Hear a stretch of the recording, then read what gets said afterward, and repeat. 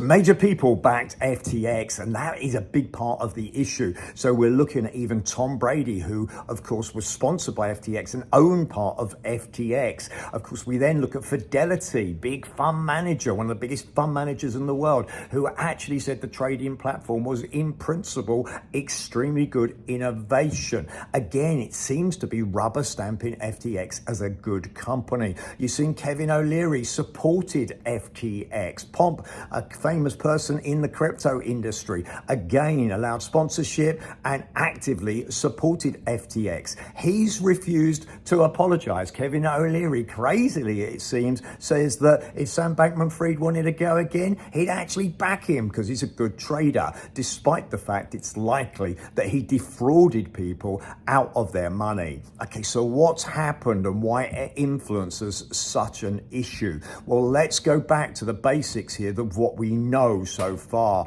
Sam Bankman-Fried appears to have been a very good trader, bright, able to trade. He's created money, then he's created a fund. But what he's done eventually is that the fund's been losing money because of the investments. And then he's taken client money, this is what appears to happen, and invested in a fund that's losing money, and the funds continue to lose money. In other words, he's actually a gambler. So although he may be likable and he may be intelligent, then guess what? Actually, he's a big gambler and he's gambled with other people's money. So when we talk about influencers, we have to be careful. We don't want influencers and saviors coming in. CK has said of Binance, okay, I'm going to set up a fund to look after people and try and make sure the crypto industry is okay. Okay, we don't need saviors. Okay, what we actually need is some regulation. And I know that some people are going to go, no, regulation.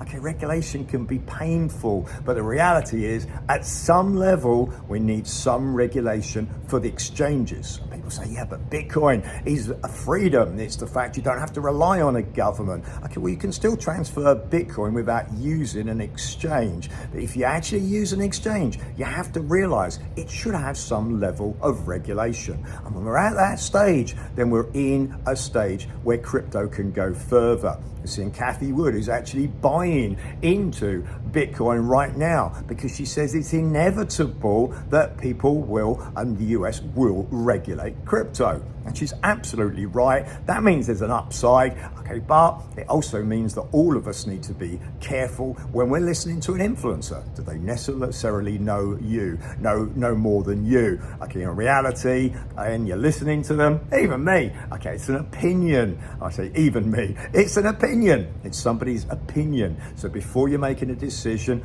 obviously talk to someone that's got some knowledge, take that knowledge on board. Ultimately, you need to get the facts and make a decision yourself. And we're in the crypto industry, of course, it's the new industry, it's the growth industry, it's going to be incredible. But that type of industry always attracts, unfortunately, some incredible people and some not so incredible people. That's just life. When there's money, you attract both. Okay, so everybody needs to realize that. Watch out for influencers. Okay, we might love them, might like them. They're all good people with good intentions, I'm sure, but they're not necessarily always right. Okay, for me, a little bit of regulation actually is what is needed to make the markets do well. Okay, please like, please share the video, assuming you do like. And if you don't like the video, give me a comment. I'm interested in your opinion. So give me a comment, like, and share the video. All right, and of course, subscribe to my YouTube channel. Well, I give you sometimes controversial opinions, but my opinions on what's happening